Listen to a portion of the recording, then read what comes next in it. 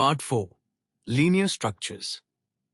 The humble list is actually two completely different beasts under the hood. Let me show you both. First, the array.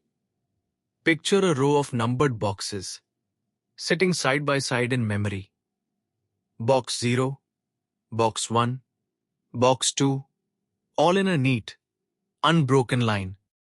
Because they are contiguous, the computer can leap straight to any index with a single multiplication.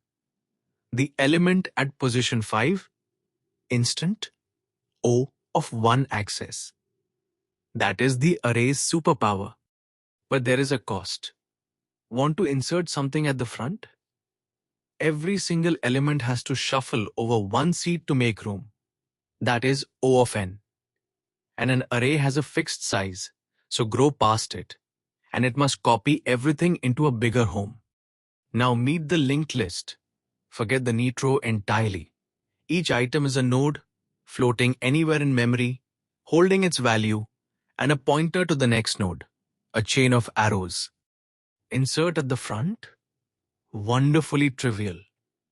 Make a new node, point it at the old head, and you are done. O of 1. No shuffling, ever. But the gift comes with a curse. Want the fifth element? There is no leaping anymore.